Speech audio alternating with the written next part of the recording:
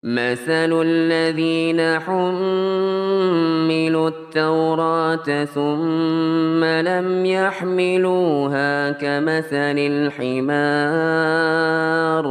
كمثل الحمار يحمل أسفارا بئس مثل القوم الذين كذبوا بآيات الله والله لا يهدي القوم الظالمين.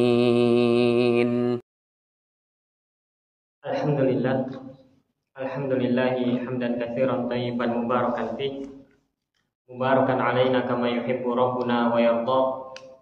Asyhadu an la ilaha illallah wahdahu la syarikalah wa asyhadu anna Muhammadan abduhu wa rasuluh sallallahu alaihi wa ala alihi wa ashabihi wa tabi'in wa man tabi'ahum bi ihsanin ila yaumiddin. Qala Allah tabaraka wa ta'ala fil Qur'anil Karim, ya ayyuhalladzina amanu taqullaha haqqa tuqatih wa la tamutunna illa wa antum muslimun, amma ba'd. Alhamdulillah, kita bersyukur kepada Allah Subhanahu wa taala di sore hari yang berbahagia ini. Kita dimudahkan oleh Allah Subhanahu wa taala, diberikan taufik dan bimbingannya untuk menghadiri salah satu majelis dari majelis ilmu, salah satu taman dari taman surga. Yang kata Syekhul Islam Ibn Taimiyah rahimahullahu ta'ala, bahwa namanya fid dunya jannah, di dunia ini ada surga. Man lam yadkhulha, siapa yang tidak pernah masuk, tidak pernah mampir ke surga di dunia, maka dikhawatirkan dia tidak akan pernah masuk ke dalam surga di akhirat. Kemudian disebutkan bahwasanya surga yang dimaksud di dunia ini adalah majelis ilmu. Maka mustahil seorang dia masuk ke dalam surga sedangkan dia tidak pernah merasakan mencicipi taman surga di dunia. Dan di dunia pun ada surga, di dunia pun ada taman surga, dan dia adalah majelis ilmu. Majelis ilmu. Kita masih dalam kitab At-Tahsil fi Thalabil Ilmi, fondasi-fondasi, kaidah-kaidah, prinsip dasar dalam menuntut ilmu. Masih dalam muqaddimah yang disampaikan oleh Fadilatul Syekh Muhammad bin Umar Bazmul hafizallahu taala. Masih dalam ucapan Al-Imam Al-Bukhari, wa qala Nabi sallallahu alaihi wasallam, man yuridillahu bi khairan yufaqihu fid din wa innamal ilmu bit ta'allum. Kemudian Al-Imam Al-Bukhari di dalam kitab sahihnya Sahih Al-Bukhari membawakan sebuah riwayat di mana Rasulullah sallallahu alaihi wasallam bersabda, man yuridillahu bi khairan yufaqihu fid din. Siapa yang Allah inginkan kebaikan pada diri seorang hamba, maka niscaya ia akan fahamkan tentang urusan agamanya. Dan di dalam hadis yang mulia ini, Rasulullah SAW mengkabarkan kepada kita bahwa kalau seorang itu diinginkan kebaikan oleh Allah Subhanahu wa taala, maka Allah Subhanahu wa taala akan fahamkan dia tentang urusan agamanya. Allah tidak akan berikan dia tentang urusan dunianya, bukan itu. Sehingga kalau ada orang yang dibukan urusan dunianya, bukan berarti dia dicintai dan juga yang diinginkan kebaikan oleh Allah Subhanahu wa taala. Di dalam hadis yang mulia ini, sebagaimana yang telah kita sebutkan pada pertemuan yang lalu, Al-Imam Ibnu Hajar Al-Asqalani menyebutkan bahwasanya kalau begitu, maka orang-orang yang tidak diinginkan oleh Allah Subhanahu wa taala dengan kebaikan, maka dia tidak akan difahamkan tentang urusan agamanya. Hanya saja perlu difahami bahwa bentuk seorang itu difahamkan tentang urusan agamanya ada beraneka ragam bentuknya. Pertama, ada kalanya Allah Subhanahu wa taala benar-benar memahamkan dia, menjadikan dia seorang yang alim tentang urusan agamanya. Itu yang pertama. Dan terkadang juga Allah Subhanahu wa taala belum takdirkan dia untuk mengerti, untuk memahami, untuk alim tentang urusan agamanya. Namun Allah berikan bimbingan, Allah berikan hidayah, Allah arahkan hatinya untuk mau hadir di majelis ilmu. Maka kemudahan yang ada dalam hati kita untuk melangkahkan kaki menuju majelis ilmu, ini tanda bahwa Allah Subhanahu wa taala menginginkan kebaikan pada diri kita. Maka apa yang sedang kita lakukan saat ini, kondisi kita saat ini merupakan kondisi di mana Allah Subhanahu wa taala menginginkan kepada kita kebaikan. Meskipun kita belum tentu menjadi orang yang baik hingga nanti berjumpa dengan Allah. Hanya saja kondisi kita saat ini merupakan kondisi yang Allah Subhanahu wa taala cintai dan diridhoi. Rasulullah SAW tidak mengatakan kalau Allah Subhanahu wa taala menginginkan kebaikan maka Allah akan jadikan seorang itu kaya, tidak. Rasulullah SAW tidak menyampaikan kalau Allah Subhanahu wa taala menginginkan kebaikan pada seorang hamba maka Allah Subhanahu wa taala akan melancarkan urusan dunianya, tidak. Kenapa? Karena orang yang dimudahkan urusan dunianya belum berarti atau tidak bermakna bahwa Allah Subhanahu wa taala cinta dan ridho kepadanya. Dan ketika Allah Subhanahu wa taala mengujinya dengan kemiskinan, dengan kemelaratan, bukan berarti Allah murka kepadanya. Begitu. Dan ini merupakan di antara perangai jahiliyah dahulu. Mereka beranggapan bahwa yang namanya cinta dan keridhaan Allah itu dilihat daripada harta dunia yang dimilikinya. Orang-orang kafirin musyrikin dahulu mereka begitu.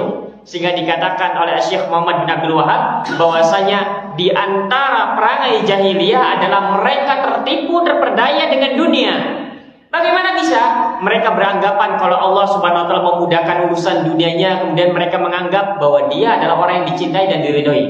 Namun ketika mereka mendapatkan ujian dunia, mereka mengatakan Allah sedang murka kepadaku.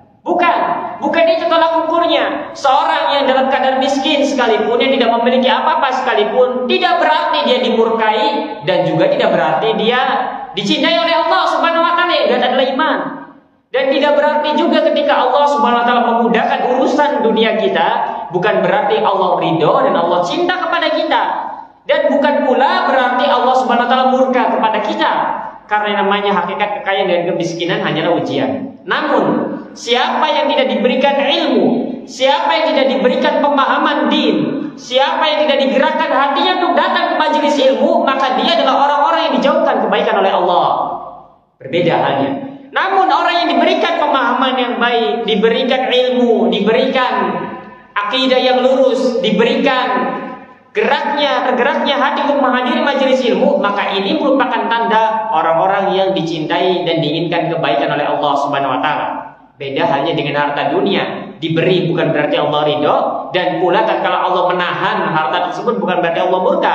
Beda halnya dengan ilmu. Siapa yang Allah inginkan kebaikan, Allah akan fahamkan tentang urusan dunia, tentang urusan agamanya. Dan siapa yang tidak Allah inginkan kebaikan, maka niscaya Allah Subhanahu wa taala tidak akan fahamkan dia tentang urusan agamanya. Juga tidak akan digerakkan hatinya untuk hadir di majelis ilmu. Maka bersyukur kepada Allah Subhanahu wa taala, karena kita di antara orang yang saat ini diinginkan kebaikan oleh Allah Subhanahu wa taala. Tinggal bagaimana kita menjaga hal ini. Sahabat yang mulia Abdullah bin Mas'ud radhiyallahu taala anhu, sebagaimana diriwayatkan oleh Imam Ahmad di dalam musnadnya, mengatakan bahwasanya innallaha yu'ti dunya man ahabba wala man ahab. Bahwa Allah Subhanahu wa taala memberikan dunia kepada siapapun orang yang Allah cintai dan kepada siapapun yang Allah Subhanahu wa taala tidak cintai. Allah berikan dunia kepada muslimnya, Allah berikan dunia kepada kafirnya, Allah berikan dunia kepada mukminnya, Allah berikan dunia kepada para pelaku kesyirikannya pun Allah berikan dunia. Allah berikan dunia adil kepada siapapun orangnya, karena dunia sangat hina di sisi Allah Subhanahu wa taala. Kemudian dikatakan la yu'til iman, la yu'ti ad-din, la yu'til ilma illa man ahab.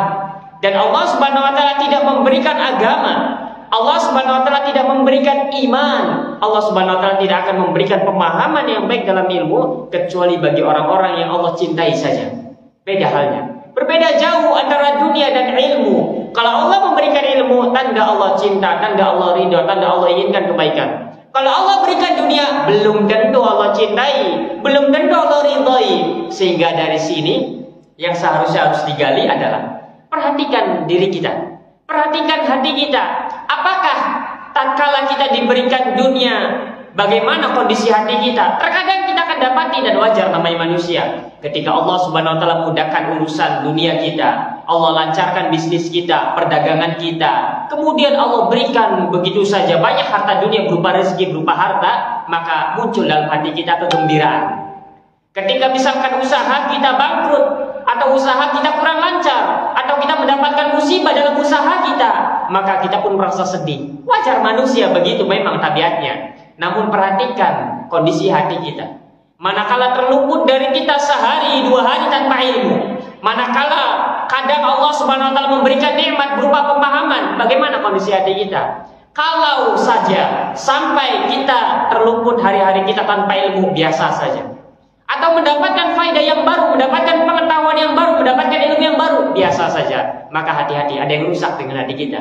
Kenapa dalam urusan dunia ketika diberikan rezeki kita senang, diberikan ujian kita sedih? Namun terkait dengan ilmu, biasa-biasa saja. biasa-biasa saja, maka orang-orang semacam ini, maka perangai jahiliyah ada di dalam hatinya, menggerogoti jiwanya. Karena orang Arab jahiliyah, orang-orang musyrikin dulu itu yang diperangi oleh Rasulullah SAW, mereka jadikan dunia ini sebagai tolak ukur kebenaran, sebagai tolak ukur kebaikan, sehingga tidak peduli apa yang terluput darinya, yang penting dapat dunia. Kalau kita maka harus berhati-hati, maka perlu untuk digali nih, perlu untuk dilatih jiwa kita. Kalau sehari tanpa ilmu yang biasanya dihabiskan dengan ilmu kemudian biasa saja tidak bersedih, maka hati-hati, jangan-jangan hati kita rusak, jangan-jangan hati kita sakit, jangan-jangan hati kita mati. Dan kalau begini maka sulit nanti kita akan mengobatinya. Dan ini isyarat dari Rasulullah SAW. Kemudian dikatakan wa innamal ilmu bitta'allum. Sesungguhnya yang namanya ilmu itu diperoleh dengan cara belajar. Kalau kita ingin mendapatkan ilmu, duduk datang di majelis ilmu, belajar di hadapan seorang guru. Maka tidak ada yang namanya ilmu laduni, misalkan dengan merenung, bertapa di goa-goa di pinggir pantai kemudian mengerti. Saya tahu tafsir Al-Fatihah, saya tahu tafsir Al-Baqarah, saya bisa baca kitab. Di mana belajarnya? Saya bertapa itu di pohon, saya bertapa di goa-goa. Nah, ini tidak ada yang namanya ilmu begitu.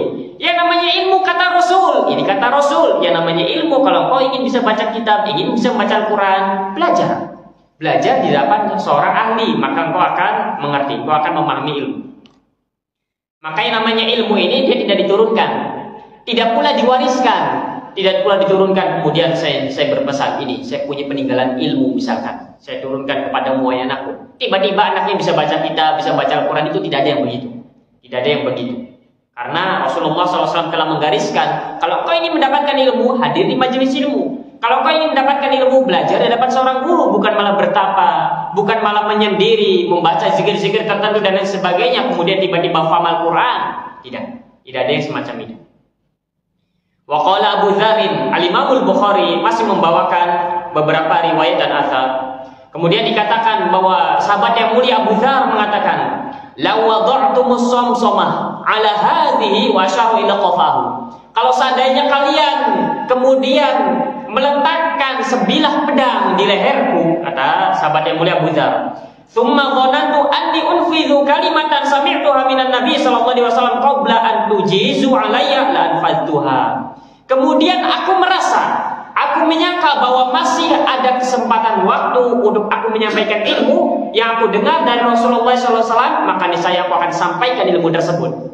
Ini sedang menyebutkan tentang berkaitan belajar, berkaitan menyampaikan ilmu. Bahwa yang namanya mempelajari ilmu dan menyampaikan ilmu ini merupakan di antara taqarrub yang tinggi derajatnya, di antara ibadah yang besar pahalanya. Sampai-sampai para ulama itu mereka mengatakan, di antaranya Imam Ibnu Jauzi kalau tidak salah ingat, atau Imam Ibnu Mubarak, mengatakan bahwasanya kalau engkau ingin memiliki pahala yang terus mengalir, maka ajarkanlah ilmu. Ajarkanlah ilmu. Karena kalau kita mengajarkan ilmu yang bermanfaat, sekalipun kita sudah tiada di muka bumi ini, pahalanya terus mengalir. Bayangkan kita ini kalau berdakwah, mengajar itu seperti ibarat MLM dalam urusan dunianya. Kalau kita mengajari orang satu kali, orang itu mengamalkannya, maka kita mendapatkan pahala sebagaimana yang dia amalkan. Dan ketika kita mengamalkan pun, kita pun mendapatkan pahala yang sama. Ketika dia mengajari yang lain, kemudian orang yang diajarinya tersebut mengamalkannya, maka orang yang mengajari ini, yang kita ajari orang ini, dia mendapatkan pahala dan kita pun mendapatkan pahala sekalipun kita tidur di atas kasur kita. Maka terus mengalir. Maka bagaimana lagi kalau orang yang terus belajar, mengajarkan, mengamalkan ini hingga hari kiamat, maka orang tersebut akan mendapatkan ganjaran paling sangat banyak. Dan mumpung kita masih di dunia, terkadang kita dalam urusan dunia pengen supaya dalam kondisi yang enak, nyantai di rumah sekalipun, masuk ke dalam rekening kita, masuk ke dalam ATM kita pemasukan-pemasukan. Nah, begitu pula dalam urusan agama.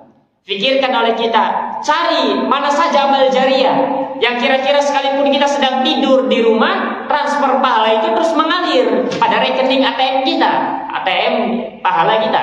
Maka diantaranya adalah dengan mengajarkan ilmu. Dengan mengajarkan ilmu, maka carilah amalan-amalan, pertama amalan jariah dan juga amalan-amalan yang untuk diri pribadi. Nah, ini menunjukkan akan keutamaan menyampaikan ilmu. Menunjukkan akan keutamaan menyampaikan ilmu. Kalau ada kesempatan untuk menyampaikan ilmu, kalau kita tahu sekalipun di penghujung waktu kita, usia kita, maka akan disampaikan. Abu Dzar Al-Ghifari. Wa qala Ibnu Abbas radhiyallahu taala anhu, kunu rabbaniyina ulama'a fuqaha. Jadilah kalian rabbaniyin. Ini untuk para asatidzah, ini untuk para pengajar. Jadilah kalian para pengajar yang rabbani, ulama, fuqaha, seorang pengajar yang santun dan seorang pengajar yang faqih. Ilmu fikih dinamakan fikih, nanti ada. Dan juga orang yang memahami fikih dinamakan fuqaha. Ilmu fikih dinamakan fikih karena dia itu disebutkan bahwa definisi fikih adalah al-ilmu ad-daqiq. Al-ilmu atau al-fahmu ad-daqiq. Yang namanya fikih adalah ilmu yang rinci, ilmu secara terperinci. Maka dari itu kadang kalau kita belajar fikih, kita akan mendapatkan pembahasan-pembahasan yang masya Allah yang rinci. Maka tidak disebut fikih, meskipun banyak dibuka majelis-majelis fikih. Tidak disebut fikih apabila misalkan dalam suatu permasalahan apa hukumnya sunnah, dalilnya mana, ini selesai. Apa hukumnya halal, apa hukumnya wajib, mana dalilnya firman Allah, sabda Rasulullah SAW, selesai. Itu bukan fikih. Yang seperti itu bukan fikih. Kenapa? Karena yang seperti itu bisa kita baca sendiri di rumah. Yang namanya fikih dinamakan fikih karena dia adalah al-fahmu ad-daqiq, pemahaman yang dalam. Maka jadilah kalian para pengajar, jadilah kalian para ustaz, jadilah kalian para guru yang fuqaha, yang dalam pemahamannya. Kemudian dikatakan bahwasanya wa yuqal ar-rabbani alladzi yurabbin nasa bi sigharil ilmi qabla kibarihi. Yang namanya rabbani adalah orang yang mentarbiyah manusia, yang mengajari manusia bi sigharil ilmi qabla kibarihi, dari ilmu-ilmu yang dasar sebelum ilmu-ilmu yang tingginya. Nah, kita butuh pada guru-guru yang semacam ini. Intaha kalamul Bukhari rahimahullah ta'ala. Ini dibawakan oleh Syekh Dr. Muhammad bin Umar Bazmul tatkala menyebutkan tentang mukadimah pentingnya belajar tentang ilmu syar'i. Tadi banyak sekali, padahal syahidnya hanya beberapa saja. Baik.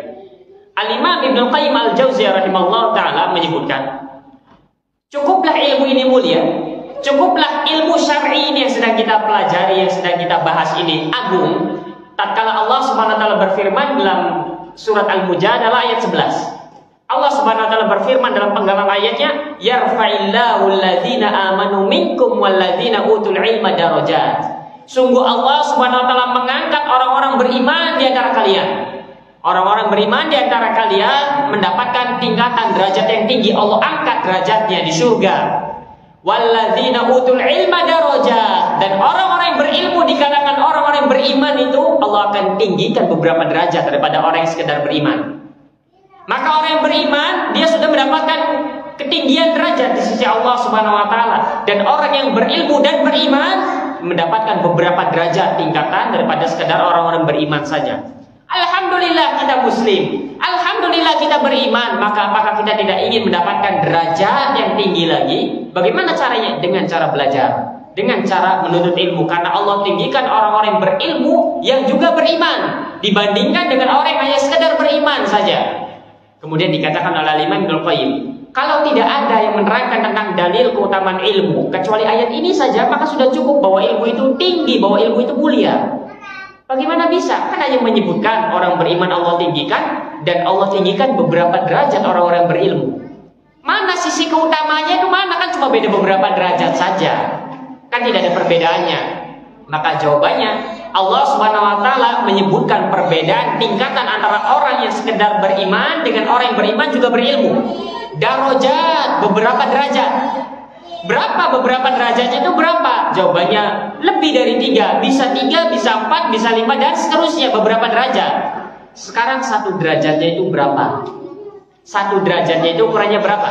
Disebutkan di dalam Al-Imam Al-Bukhari membawakan sebuah riwayat, disebutkan bahwasanya perbedaan satu derajat itu, satu derajat di surga itu mabainas sama'i wal ardh. Tingkatannya seperti antara langit dan bumi. Kita ingin tahu perbedaan satu derajat itu seberapa besar perbedaannya, maka satu derajat itu perbedaannya antara langit dan bumi. Sekarang ujung langit saja kita belum tahu. Taruhlah kita tahu ujung langit, maka dari bumi ke langit itu satu derajat. Maka orang yang sekedar beriman dengan orang yang beriman plus berilmu, pertama tingkatannya beberapa derajat di atasnya. Kalau satu derajatnya saja segitu, apalagi kalau beberapa derajat. Maka ini menunjukkan orang yang berilmu itu jauh lebih tinggi tingkatannya. Kenapa? Karena perbedaan satu derajatnya saja antara langit dan bumi. Itu kata Imam Ibnu Qayyim Al-Jauziyah. Masya Allah. Baik. Dan juga disebutkan Hadhi kulluha awradaha al-Bukhari rahimahullah ta'ala fi hadzal bab. Ini semua tadi disebutkan oleh Imam Al-Bukhari di dalam babnya ini, di dalam kitab sahihnya ini terkait dengan al-ilmu qabla al-qawli wal amal. Walamma kana halul ilmi kadzalika. Kemudian Fadilatul Syekh mengatakan, kalau keadaan ilmu itu sedemikian rupa tingginya, ilmu itu tinggi, bayangkan kita hadir di majelis ilmu, jalan dari rumah ke sini terhitung sebagai jihad fisabilillah. Debu yang menempel pada kaki kita itu kan menjadi saksi. Dahulu ada seorang, Masya Allah, dikisahkan ada seorang pembelajar penuntut ilmu, orang berpunya dia adalah anak keturunan orang kaya. Tatkala dia ingin pergi ke majelis syekhnya, disiapkan untanya, disiapkan tintanya, disiapkan kertasnya, disiapkan pakaiannya, bajunya, jubahnya. Anak ini tinggal naik kemudian pergi. Ternyata di tengah perjalanan hujan besar, akhirnya basah kuyup, tintanya hilang semua, tercampur air, kertas-kertasnya sesudah terbawa air semuanya. Hadir di majelis syekhnya dalam keadaan murung saja, dalam keadaan murung. Setelah selesai ngaji, selesai belajar, kemudian syekhnya bertanya, ada apa engkau? Katanya, mengapa kau terlihat sedih, murung? Kemudian muridnya ini, penuntut ilmu ini bercerita tentang keadaan dirinya.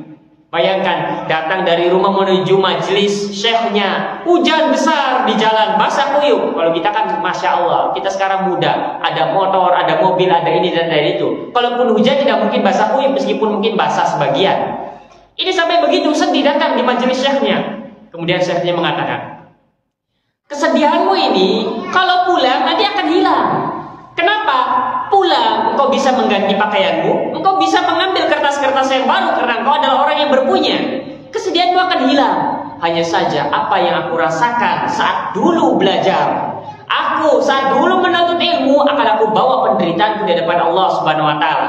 Akan aku bawa di hadapan Allah Subhanahu wa taala ketika nanti Allah Subhanahu wa taala menghisapku. Kemudian dia menunjukkan bagian tubuhnya yang dahulu luka-luka akibat belajar menuntut ilmu. Bayangkan ingin hadir di majelis syekh, dia ingin hadir, tapi kalau misalkan hadir dia dapat kursi yang paling belakang. Karena kan dahulu kita sudah ceritakan kemarin bahwa para ulama itu dulu ketika hadir di majelis ilmu, majelisnya sekarang datangnya kemarin, sudah datang itu, sudah booking tempat. Nah ini dia berpikir kalau saya melewati jalan seperti biasanya, saya bisa telat nanti, dapatnya di belakang lagi. Kalau kita kan di majelis ilmu pengen carinya yang belakang, pengen carinya yang ngumpet-ngumpet. Kalau majelisnya ramai, kalau kayak ini kan di depan semua. Kan begitu. Kalau di sini tidak, berusaha untuk menjadi terdepan, di depan, supaya lebih terdengar, supaya lebih jelas. Kemudian dia mencari jalan pintas, berusaha mencari jalan pintas. Akhirnya dia cari jalan pintas. Dia melihat ada tembok besar. Di balik tembok itu majelis syekhnya, majelis gurunya. Akhirnya dia lihat ada gorong-gorong, ada gorong-gorong kecil, tempat solokan, tempat air itu. Akhirnya dia paksa masuk. Sudah masuk baru setengah badan, pengen masuk tidak muat, pengen keluar tidak bisa. Karena sudah pas di tubuhnya, akhirnya dia paksa masuk hingga akhirnya luka semua ini badannya, luka semua badannya karena hanya muat untuk badan saja. Dia masuk dalam kondisi ya sudah tergores semuanya, hingga datang ke majelis gurunya telat juga karena dia tadi begitu kondisinya. Akhirnya dia datang dalam kondisi berdarah-darah. Dia katakan ketika dia sudah menjadi alim besar, dia katakan penderitaanku ini, apa yang aku rasakan ini akan aku bawa hingga berjumpa dengan Allah Subhanahu wa taala. Adapun kesedihanmu, pulang sudah hilang sirna. Engkau bisa ganti pakaian, engkau bisa mengambil kertas yang baru, tinta yang baru. Kemudian sang alim ini pun mengatakan, la tahsabil majda tamron anta akilu. Jangan kau kira bahwa yang namanya memperoleh ilmu itu seperti engkau memakan kurma yang dengan mudahnya engkau dapat mengunyahnya. Engkau kira mendapatkan ilmu seperti engkau memakan kurma begitu? Jangan kau kira semacam itu. Walan tablughul majda hatta tal'aqas sabra. Dan tidaklah engkau akan mendapatkan ilmu, engkau tidak akan pernah memperoleh ilmu sampai engkau menjilat pohon kepahitan. Masya Allah. Begitu katanya, Masya Allah. Ini kisah yang sangat mengagumkan sekali. Bahwasanya apa yang kita lalui dalam perjalanan kita dari rumah ke sini itu nanti akan menjadi saksi di hadapan Allah. Dan apa yang sedang kita lakukan ini dari rumah ke sini terhitung jihad fisabilillah. Jihad fisabilillah. Apa yang sedang kita lakukan ini terhitung jihad fisabilillah. Debu yang menempel di kaki kita nanti akan menjadi saksi di hadapan Allah Subhanahu wa taala. Sehingga pahami itu. Ketika kita keluar dari rumah, pahami. Pertama, Allah mudahkan jalan kita ke surga. Dan yang kedua, segala macam hal yang melekat pada diri kita akan menjadi saksi bahwa si fulan dia telah melakukan jihad fisabilillah, menuntut ilmu. Sehingga dari sini jangan malas untuk hadir di majelis ilmu kalau memang memungkinkan dimanapun tempatnya, kalau memang yang diajarkan benar. Dan dari sini ilmu itu tinggi, ilmu itu tinggi sekali derajatnya. Begitu. Nah, walamma kana halul ilmi kadzalika. Oleh karenanya, kalau begini keadaan ilmu tinggi sekali derajatnya, sa'atut ta'ut-tariqi. Bayangkan oleh kita yang namanya ilmu ini ganjarannya sangat besar dan sangat banyak sekali. Sa'atut ta'ut-tariq ila qat'ihi. Maka mereka para begal akan berupaya untuk memutus jalan kita tatkala kita sedang belajar menuntut ilmu. Hanya kiasan saja. Bahwa yang namanya iblis dan bala tentaranya tidak akan tinggal diam. Kenapa? Karena tahu kita sedang beramal dengan amalan yang agung setelah yang wajib, yaitu belajar menuntut ilmu. Maka jangan kita bayangkan yang namanya iblis dan bala tentaranya akan diam saja. Tidak. Mereka akan berupaya untuk menghalang-halangi jalan kita dari ilmu syar'i, dari yang namanya ilmu syar'i. Wa wada'al awaiqa wa sawarifa wa zuyufa liqat'i tariqi 'ala tullabil ilmi. Mereka itu para perampok, mereka itu para begal, mereka itu iblis dan bala tentaranya. Mereka akan berupaya untuk memalingkan kita dari menuntut ilmu. Baru keluar rumah gerimis, gerimis, sudahlah, balik lagi saja. Padahal tahu kajiannya tetap ada. Beda kalau ustaznya yang bilang libur misalkan. Baru keluar, kemudian ada sesuatu yang menarik. Aduh iya, itu pengen mampir dulu, beli itu, akhirnya belok dulu. Akhirnya datang ke majelis ilmu telat dan sebagainya. Itu diantara talbis iblis. Baru ingin keluar, ada acara gosip. Aduh, tanggung ini acara gosip di TV. Begitulah iblis berupaya untuk memalingkan kita dari jalan menuntut ilmu. Kenapa? Karena menuntut ilmu merupakan sebesar-besarnya ibadah. Sebesar-besarnya ibadah setelah yang wajib. Al-Imam Malik biasa membuat majelis hadis semacam ini. Datang waktu azan zuhur, waktu itu azan zuhur. Kemudian muridnya, Al-Imam Malik sedang membaca hadis. Muridnya tatkala azan zuhur berkumandang menutup kitabnya, kemudian berdiri ingin salat sunnah. Ingin berdiri ingin salat sunnah. Imam Malik bertanya, apa yang kau ingin lakukan katanya. Kemudian muridnya mengatakan, ingin salat sunnah wahai imam. Kan salat rawatib, salat sunnah. Kemudian Imam Malik mengatakan, apa yang sedang kita lakukan ini lebih utama, lebih baik daripada apa yang akan kau lakukan nanti. Akhirnya dimulai lagi. Ini menunjukkan bahwa yang namanya belajar itu, menuntut ilmu itu lebih utama, lebih afdal daripada perkara-perkara yang sunnah. Oleh karenanya Imam Syafi'i rahimahullah taala mengatakan, talabul ilmi afdalu minan nawafil. Yang namanya menuntut ilmu ini lebih utama dari ibadah-ibadah sunnah yang lainnya. Ibadah sunnah apapun. Nah, dari sini karena tingginya utamanya menuntut ilmu, bayangkan hanya sekedar datang ke masjid mendengarkan, mencatat sedikit, itu pahalanya besar sekali. Maka dari sini yang namanya iblis dan bala tentaranya, mereka tidak akan tinggal diam. Mereka akan berupaya memalingkan, mereka akan berupaya memasang jebakan, mereka akan berupaya kemudian memasang perangkap-perangkap yang disebut dengan tipu daya iblis. Ala tullabil ilmi, walakin hayhat hayhat. Namun sangat jauh dan sangat jauh sekali. Fa inna ahlal ilmi waqafu lahum. Para ulama kita telah menjelaskan berbagai tipu daya iblis itu guna menghalangi jalan kita dari ilmu. Al-Imam Ibnu Jauzi rahimahullah taala mengatakan bahwasanya i'lam anna awwala talbisi iblis 'ala nasi saddahum 'anil ilmi. Ketahuilah oleh kalian bahwa yang namanya perangkap iblis yang pertama yang diletakkan untuk umat manusia adalah agar kiranya mereka jauh dari ilmu, menghalang-halangi mereka dari ilmu. Kenapa? Li'anal ilma nurun. Karena namanya ilmu agama ini adalah cahaya.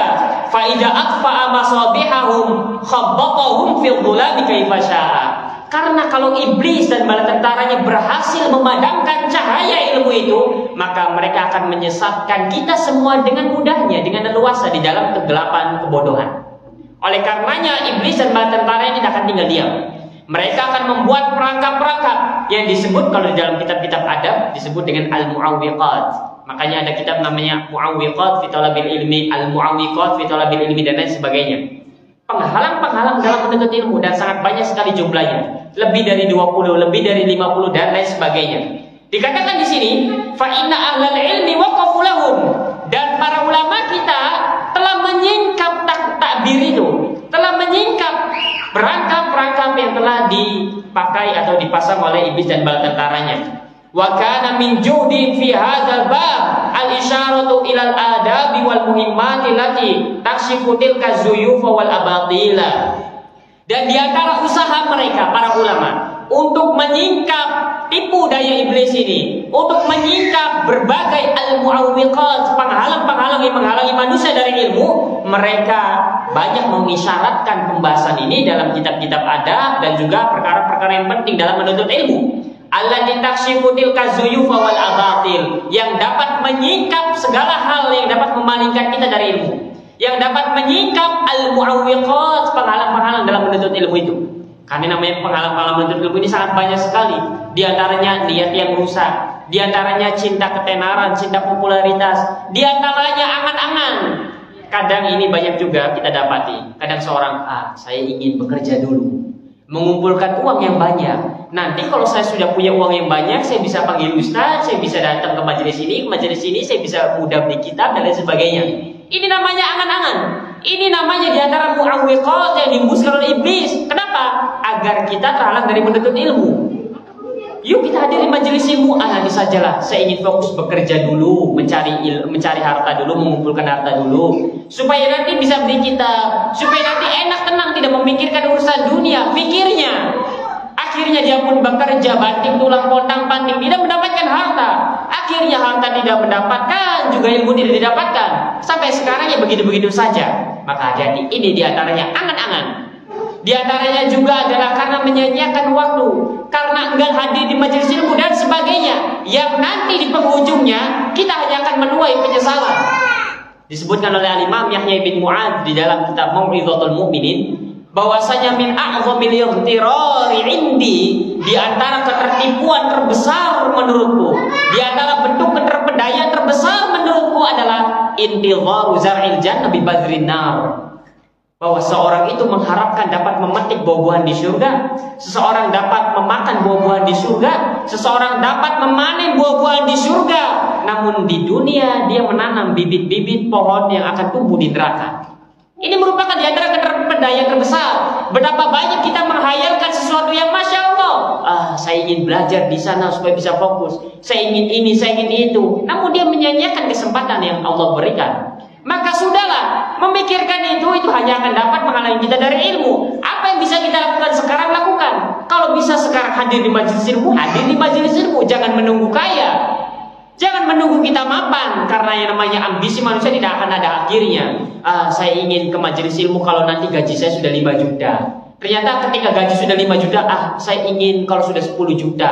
5 juta tidak cukup untuk kehidupan, untuk bayar ini, bayar itu. Naik lagi sudah 10 juta, 10, 50 juta terus, dan tidak pernah hadir di majelis ilmu akhirnya. Maka kalau kita benar-benar menginginkan kemuliaan, maka sudah kesempatan yang Allah berikan, sekarang manfaatkan dan jangan pedulikan hal-hal tersebut. Wa min babi dzikra, dan diantara bentuk nasihat, kata Fadilatul Syekh Muhammad bin Umar Bazmul, fa inna dzikra tanfa'ul mu'minin, karena namanya nasihat itu bermanfaat bagi orang-orang beriman. Ta'ti hadzal muhadharah tadzkiran bi kalami ahli ilmi fi hadzal janib, maka dibuatlah muhadharah ini, karena ini asalnya semacam tabligh akbar kalau istilah di kitanya.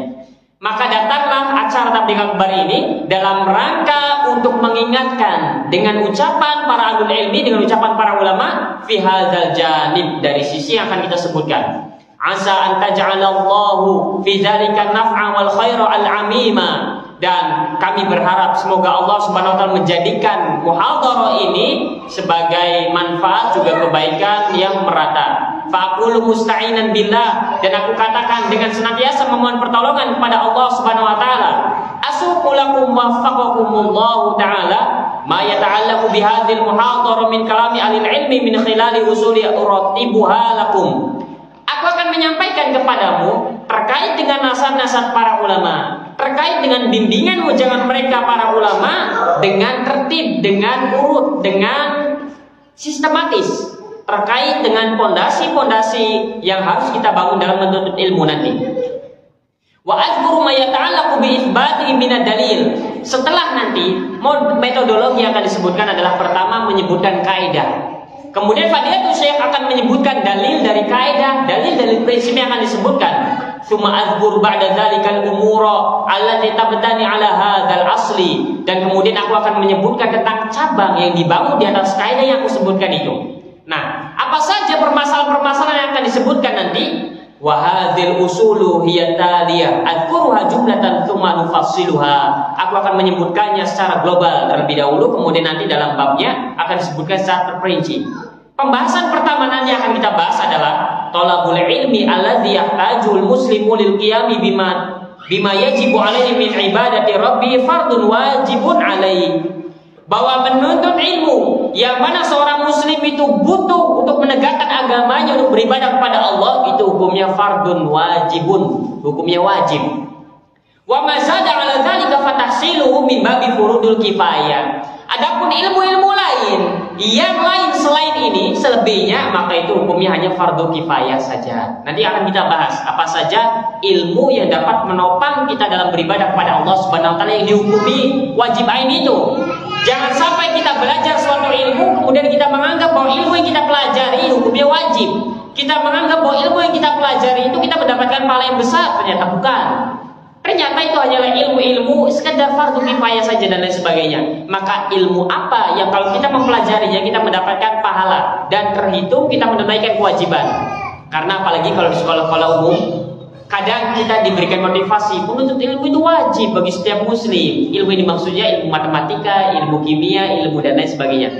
Itu ilmu benar. Namun apakah dari sisi syariat itu merupakan ilmu yang wajib fardu ain? Atau jangan-jangan itu fardu kifayah? Atau jangan-jangan itu hanya sekedar mustahabat saja? Nanti akan disebutkan. Agar nanti kita mengetahuinya, jangan sampai kita mengira apa yang kita sedang lakukan ini memberikan pahala yang besar, ternyata bukan. Kemudian itu pembahasan yang pertama. Kemudian pembahasan yang kedua, al-ilmul maqsudu fil ayatil wal ahadits huwal ilmu syar'i. Ini penting juga. Bahwa ilmu yang dimaksud di dalam ayat Al-Qur'an dan di dalam hadis-hadis Rasulullah SAW dan di ucapan para ulama tentang keutamaannya, semangat mereka dalam menuntut ilmu, itu adalah ilmu syar'i, bukan ilmu yang lain. Ketika mereka para ulama berkorban, jerih payah untuk menuntut ilmu, ilmu yang dimaksud yang dicari adalah ilmu syar'i, bukan ilmu yang lain. Bukan ilmu bisnis, bukan ilmu dunia, bukan ilmu ini, bukan, tapi ilmu syar'i. Amal ulum al-kauniyah wa tabi'iyah wal waqi'iyah fa innaha min babi furudil kifayah. Kemudian disebutkan di sini.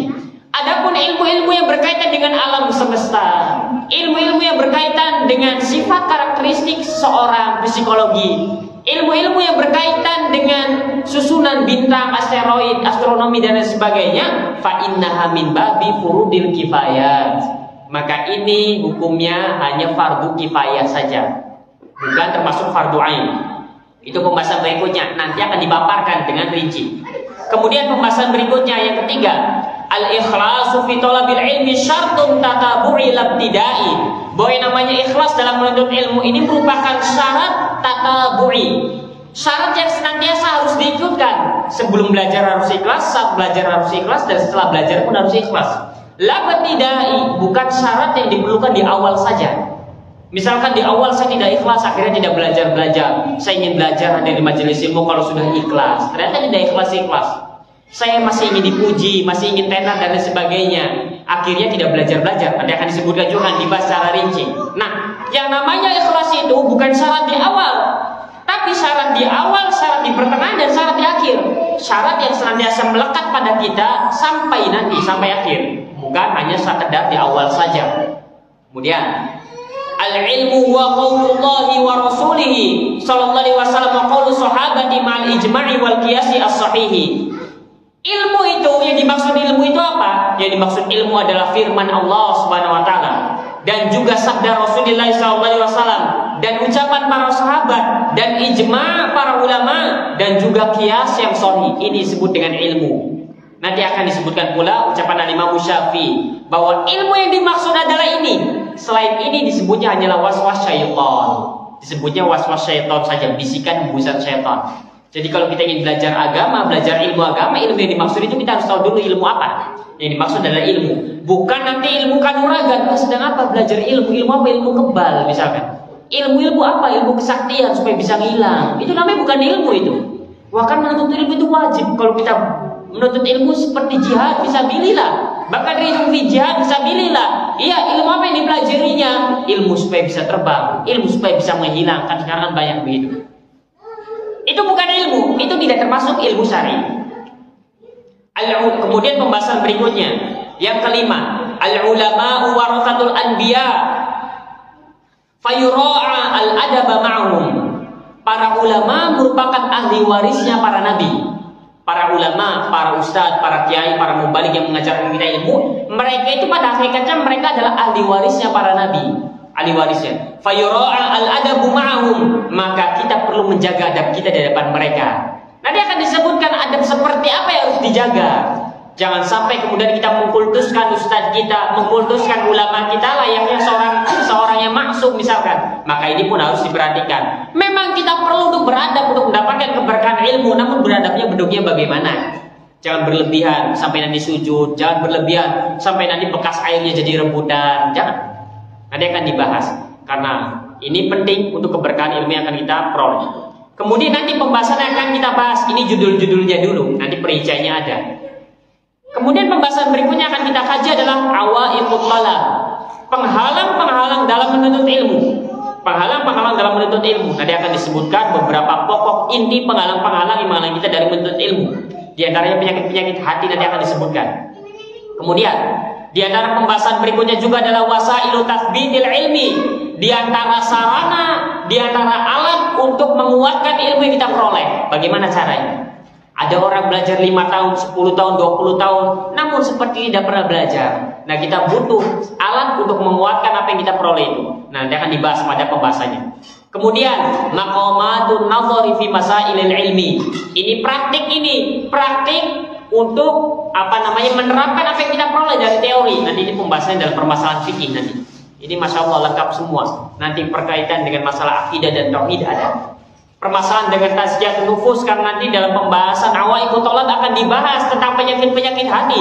Yang ini merupakan penyakit-penyakit inti yang dapat menghalangi kita dalam menuntut ilmu. Nah, disebutkan. Kemudian nanti kita akan dilatih. Bagaimana cara kita menerapkan teori-teori yang kita dapatkan dalam permasalahan ilmiah. Kan kadang kita suka bingung, ini khilaf. Lantas bagaimana kita ini harus melakukan apa? Penyikapannya bagaimana? Nanti akan diajari. Kemudian yang terakhir, an-nasu fil ilmi ala qismain. Manusia itu dalam hal ilmu terbagi menjadi dua. Alladzina ya'lamun walladzina la ya'lamun. Manusia itu hanya ada dua model saja. Pertama berilmu dan yang kedua tidak berilmu. Sudah, tidak ada yang ketiga. Selain itu mereka adalah al-bahaim disebutnya. Adalah binatang ternak. Maka kata para ulama di antaranya, dan ini juga sering kita dengar dari guru-guru kita, Al-Ustaz Tonari, Hafizahullah Ta'ala dan sebagainya. Yang namanya manusia itu hanya ada dua. Pertama, kalau tidak alim, ya dia penuntut ilmu.